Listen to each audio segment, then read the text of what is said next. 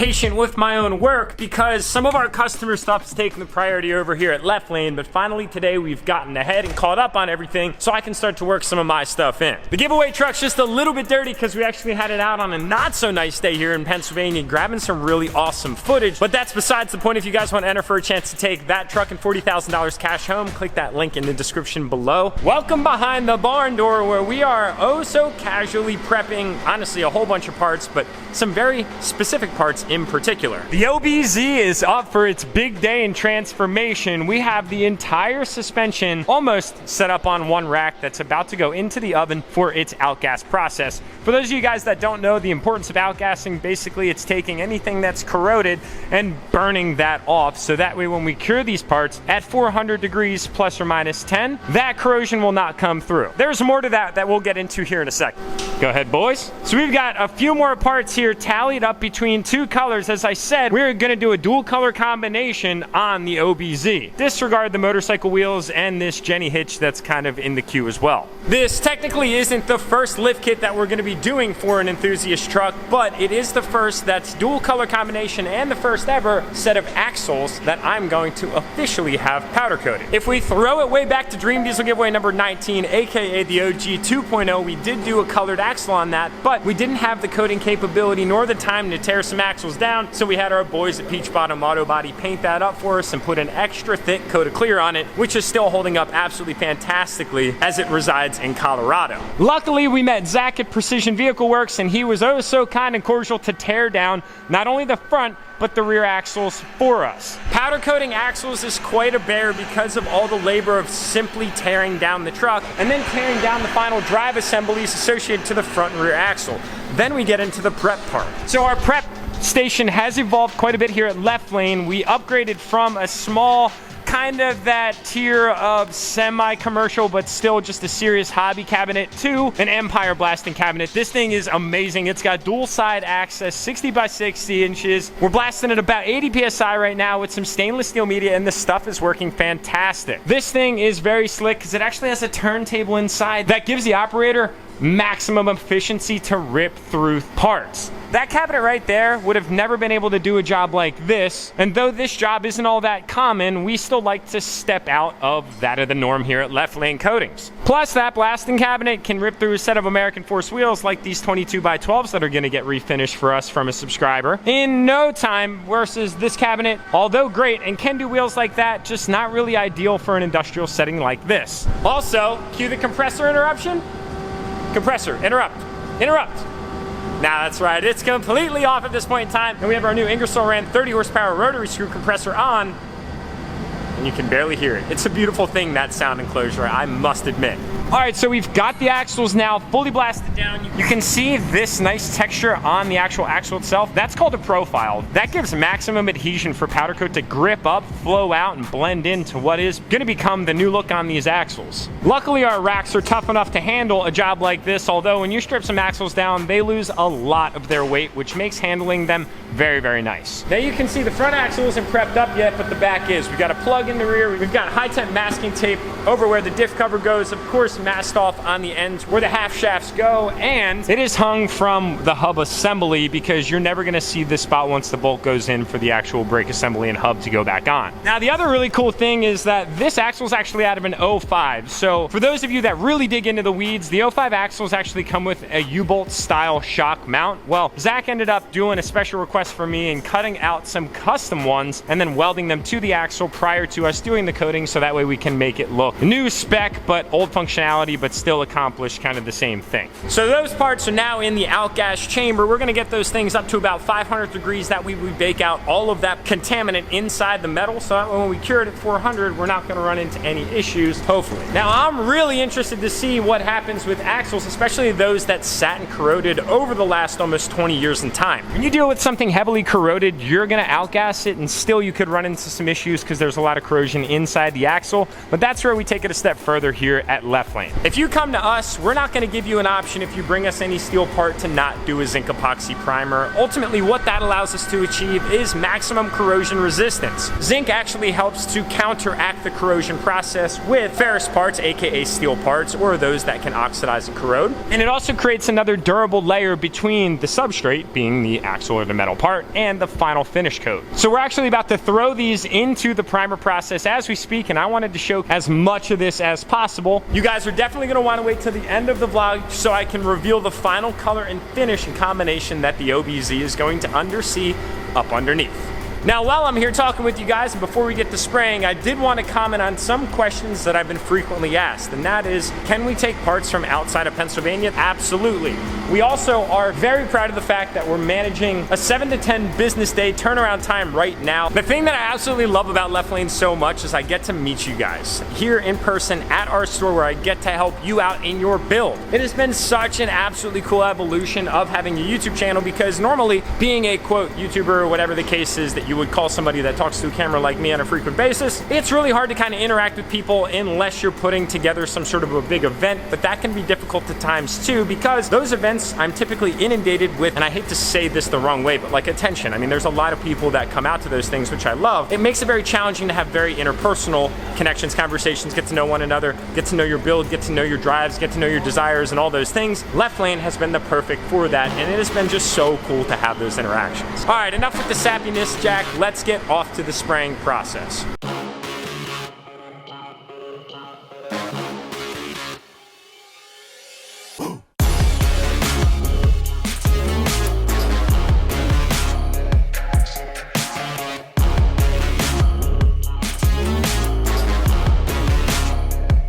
Now we are one of 3 coats in to get our final powder coat finish, and here's a look at zinc epoxy primer. It goes on gray. It flows out very, very nicely, especially to the round areas. Wrinkle peel is unavoidable when you're dealing with a pretty pitted cast substrate, but at the end of the day, coverage is key and masking is imperative. All of our machine surfaces were masked off because they need to be machined to a very specific tolerance so they can work appropriately. We masked other areas as well around, just to ensure that we can get all of the necessary bushings and ball joints reinstalled without any headaches and get all of our gaskets to reseal. Now, while that process was happening, we also added what's kind of a cool titanium look to some of our other parts. These suckers got really hot. So here's the outer upper leaf spring for the OBZ. We've got the U-bolts, we've got the coil springs from Carly, and then some other miscellaneous components that we're working on. Now, these things were outgassed, meaning we got them up to 500 degrees to cook out all of the contaminant within them, and that is why you're seeing some coloring. Plus, this metal ultimately changes color as it heats up and the properties change. It looks really cool though, I'm not gonna lie. Titanium style appearance, although it's not gonna last for long. Speaking of, we just finished up some really cool 22x12s refinished. These ones came in satin black. They're now gloss black with what's called super chrome on the back and the windows, and then we went over them with a very high flake gold to give them this absolutely radical appearance. That gold is crazy looking. Now, wheels like that typically come at a higher cost because we put a lot of man time into it. Just so you know, powder coating seems like a simple process from the exterior, but when you get into custom wheels like this, you actually have 3 coats outside of the prep process. So they get stripped, they get blasted, they get sprayed completely black, they get then sprayed silver, and you have to wipe all the faces and areas away that you don't want silver on, like here, the barrel, the lip, etc. Bake it, cure it, cool it, then you come back and spray the gold and apply the same wiping and masking techniques to then get to your final state. We do each one of these wheels 1 wheel at a time to make sure that they come out perfect. My goal here is not to by any means sell you guys on the process, more it's just to educate you on some things that I really take a lot of interest in. So I polled and polled and polled. I needed to know what you guys were thinking about the direction that we were gonna take the color combo on the OBZ, and I decided with massive magnitude of numbers and consensus, you guys voted on this color right here, and look at how absolutely beautiful it turned out.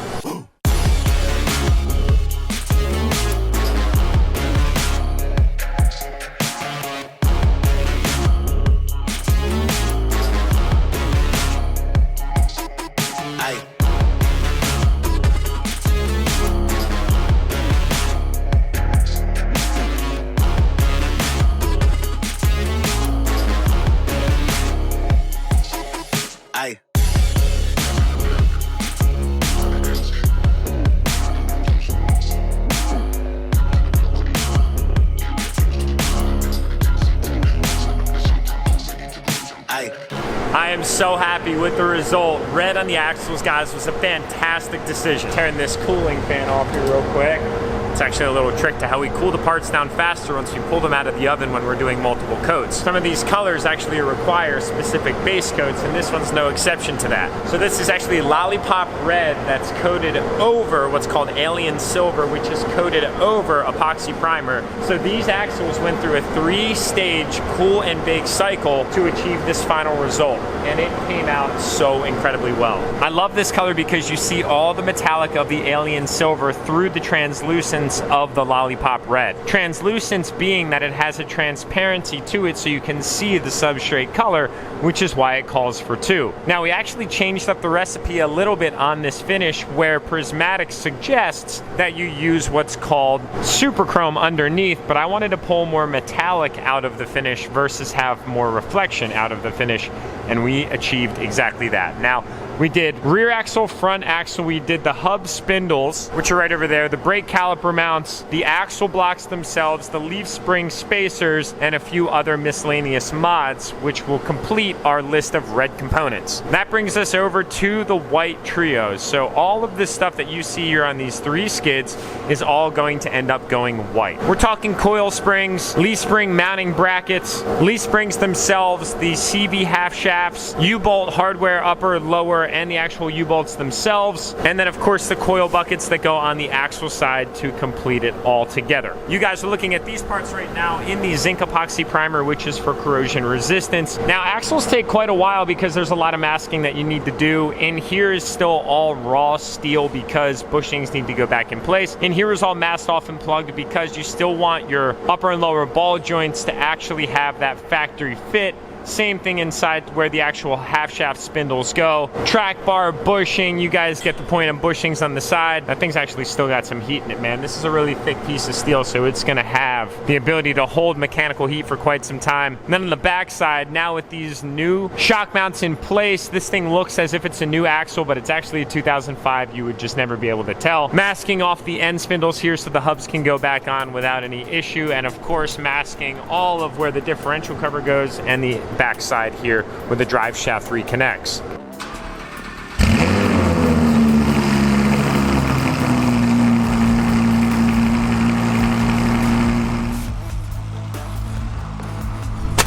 Oh, what a lovely sight on a Monday.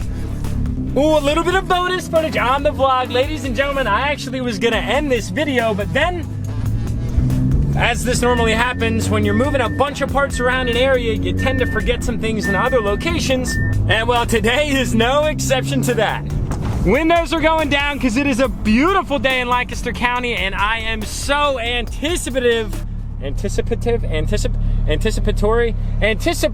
I'm excited about spring. It's coming up. It's right around the corner. I walked out this morning, the birds were chirping, and the Ulasa was fantastic. Look up Ulasa. It's the definition of when nature actually brings you happiness, and it's a vibe thing for me. It's an energy. And we're off. Race mode, of course. This guy knows. Yeah, buddy.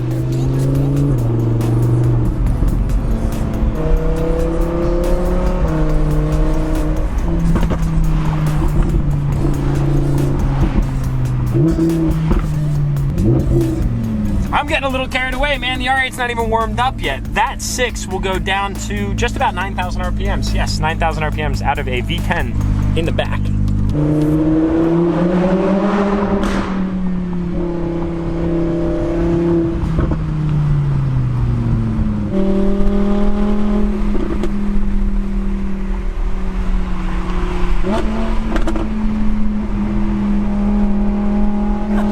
It is so much better now. Oh my God, that bad seat exhaust brought so much energy and excitement and just orgasmic euphoria to this R8. My God, is it so good.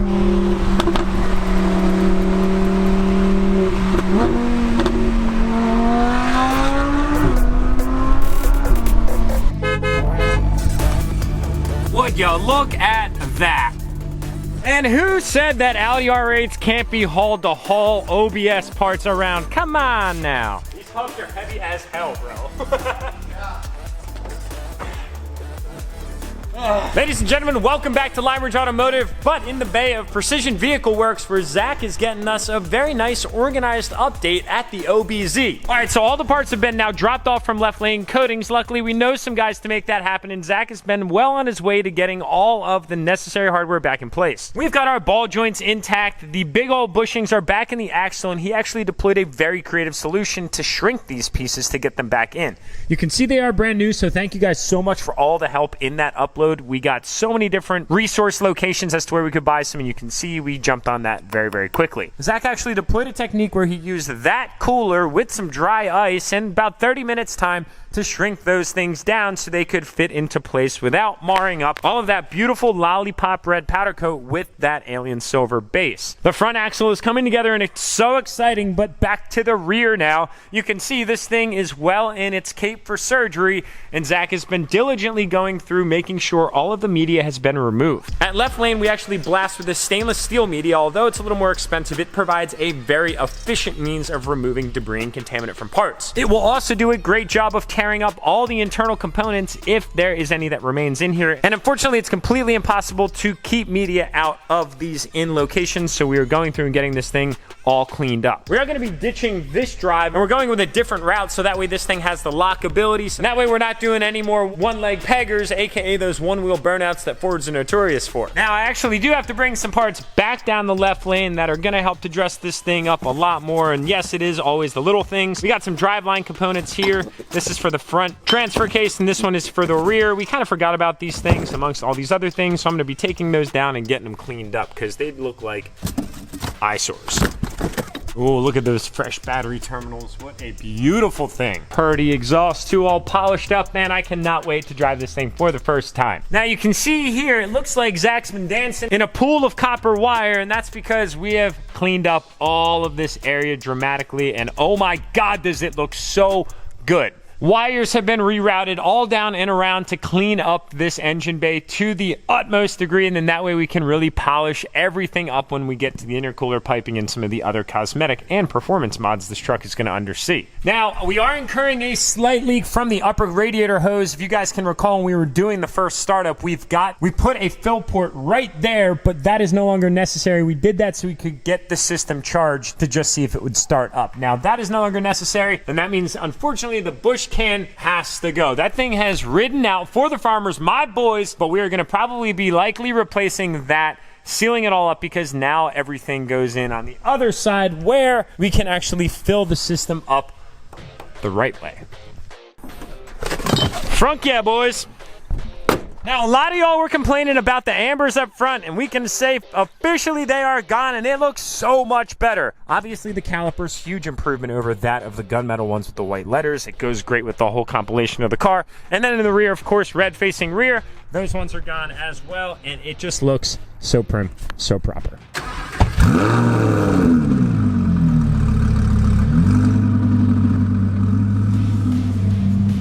Hi, boys and girls, as per usual, while I'm here, I'm going to head in and catch up with Sam for a little while. We have some really big ideas that we're discussing, and we got to continue to have that conversation. So, ladies and gentlemen, that's our wrapping up this video. Thanks as always for watching. If you haven't already, hit that subscribe button. If you like the content, if you like following along, if you like having fun and being positive at the end of the day, grab some entries for Dream Deals and giveaway number 31, because that deadline is coming up here at the end of March, March 24th to be exact, and I'll see y'all in the next upload.